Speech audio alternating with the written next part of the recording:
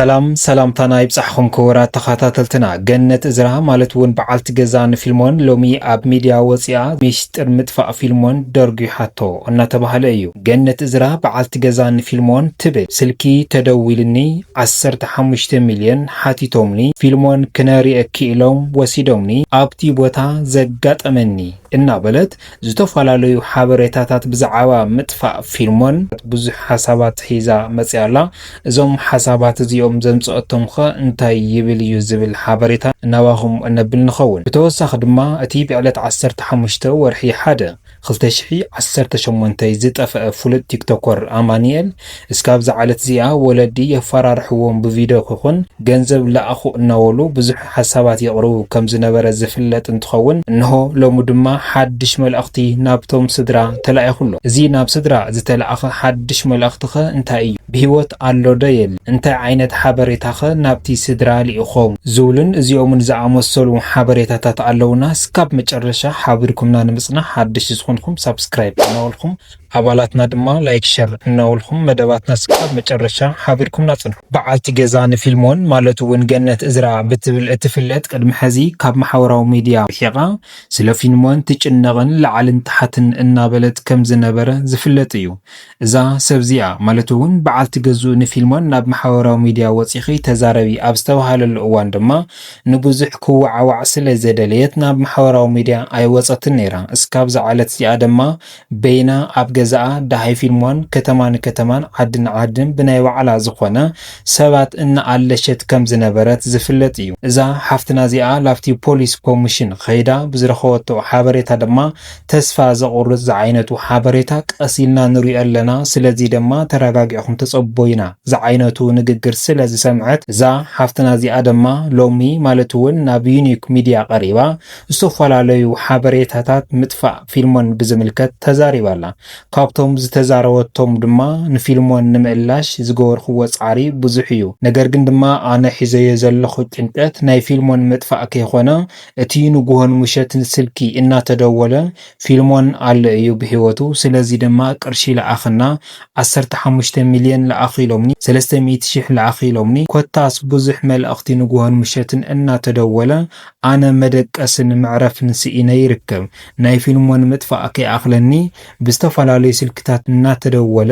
ንሂወተይ እውን የፈራርሕኒ ከምኡ ድማ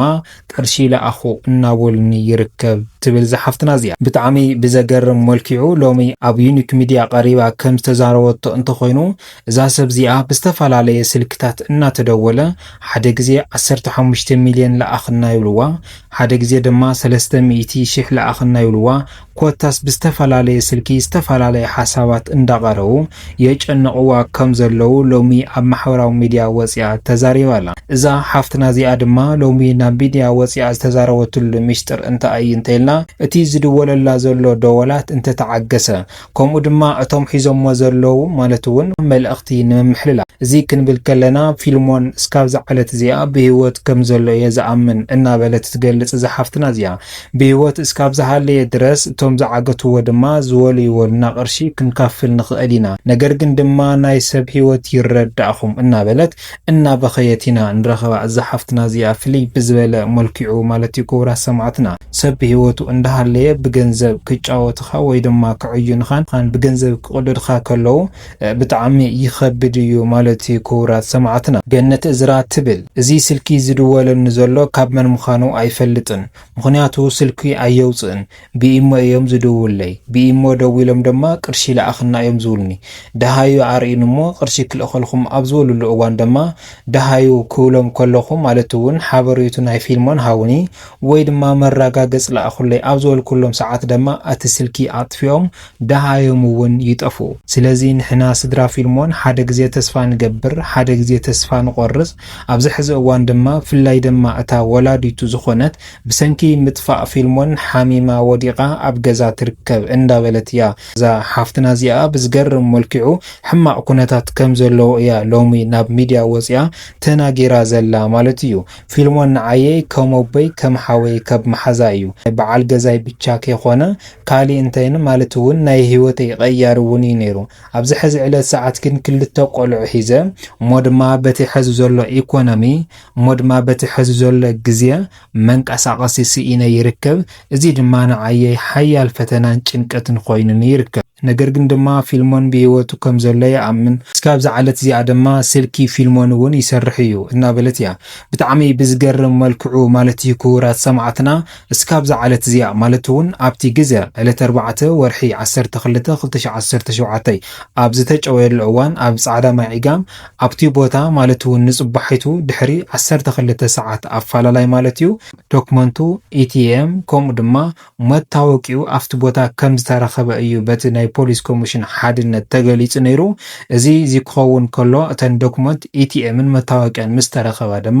ድሕሪኡ ብዙሕ ሓበሬታታት ክንረክብ ኢና ኢሎም ላዕልን ታሕትን እናበሉ ነይሮም እዮም ነገር ግን ህይወት ፊልሞን ኣሎ ደ የለን ሓበሬታ ፊልሞን እውን ክሕበር ኣይኸኣለን ማለት እዩ ብዙሓት ጥርጥራት ሰባት ማለት እውን ካብቲ ዘመላልሶ ዝነበረ በዓል ባጃጅ ጀሚሩ ብዙሓት ተጠርጠርቲ እስካብ ዝዓለት እዚኣ ኣብቲ ቀይዲ ሕጊ ከም ዝወዓሉ እሞ ድማ ብዙሕ መጠየቕታ እንዳተገበረሎም ከም ዘለው ይፍለጥ እዩ ነገር ግን ብዛዕባ ዳሃይ ፊልሞን ብህይወት ኣሎ ደ የለን ዝብል ዝምልስ ኣካል ግን እስካብ ዝዓለት እዚኣ ኣይተረኸበን ነዚ ድማ እቶም ቤተሰብ ብጣዕሚ እናተጨነቁ ይርከቡ ፍልይ ብዝበለ መልክዑ ድማ ክቡራት ሰማዕትና ናይ ፊልሞን ስልኪ እስካብ ዝዓለት እዚኣ ይሰርሕ እዩ ዘሎ ብዝተፈላለየ ስልኪ ናብቲ ስልኪ ኣብ ዝተደወለሉ እዋን እቲ ስልኪ እስካብ ዝዓለት እዚኣ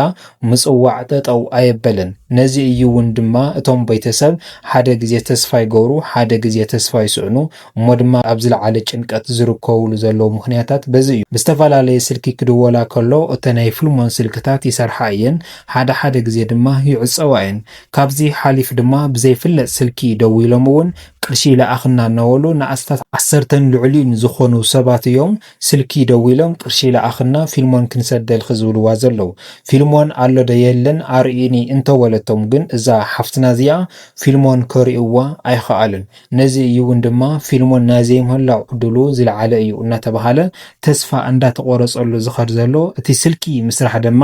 ካልኣይ ተስፋ እንዳተገበረሉ ዝኸይድ ዘሎ ማለት እዩ ክቡራት ሰማዕትና እዛ ሓፍትና እዚኣ ብሓፈሻ ረኺባቶ ዘላ ብጣዕሚ ሓያል ፈተና እዩ ረኺባቶ ዘላ ማለት እዩ ሓፍትና እዚኣ ትብል ብፍላይ ድማ እቶም ደቀይ ማለት እውን ወሊድዎም ዝኸደ ንጉሆ ይኹን ምሸት ፊልሞን ኣበየሎ እናበሉ ካብዚ ሓሊፍ ድማ ናብ ስሩሑ ኸይዶም እናኣለሹ እቶም ሒዘዮም ዘለኹ ዕሸል ህፃውንቲ እውን እናጨነቁን ይርከቡ ካብዚ ብዝተበገሰ ድማ ኣነ ድማ ድቃስ ኢነ ይሓድርን ይውዕልን ኣለኹ ስለዚ ድማ በጃኹም ስለ ፊልሞን ክለኩም ሓግዙኒ እናበለታ ትርከብ ስለዚ ድማ ዳሃይ ፊልሞን ንምርካብ ኩላትኩም ተሓባበሩኒ እናበለት እያ ትርከብ ክቡራት ሰማዕትና ዳሃይ ፊልሞን ንምርካብ ናይ ኩላትና ሓላፍነት ስለ ዝኾኑ እዚ ቪድዮ እዚ ናብ ኩሉ ሸር እናበልና ሓበሬታና ኣይፈለይ እዛ ሓፍትና እዚኣ ማለት እዩ እስካብ ዝዓለት እዚኣ ዝተወሰነ ንብረታቱ ከምኡ ድማ ዝተፈላለዩ ጥርጥራት ኣብ ትሕቲ ቀይዲ ሕጊ ከም ዘለው ይንገር እዩ ዘሎ ነገር ግን ድማ ዳሃይ ፊልሞን ኣሎ ወይ የለን ዝብል ግን እስካብ ዝዓለት እዚኣ ኣይተረኸበን ባጃጅ ካልኦት ጥርጥራት ብዙሓት ነገራት ተታሒዞም እዮም ከም ንብለኩም ግን ህይወት ፊልሞን ኣሎ ደ የለይ ዝብል ግን እስካብ ዝዓለት እዚኣ ኣይተነገረን ዘሎ ማለት እዩ ካብዚ ሓሊፍ ድማ ከም እትብሎ ዘላ ብዝተፈላለዩ ስልክታት ማለት እውን ሓደሽቲ ስልክታት እንዳተደወለ 15 ሚልዮንን ልዕሊ እናሓተቱ እዛ ሓፍትና እዚኣ ንጉሆን ምሸትን እናጨነቁዋ ይርከቡ ማለት እዩ ክቡራት ሰማዕትና ነዚ እዩ እውን ድማ ሎሚ ናብ ማሕበራዊ ሚድያ ወፂያ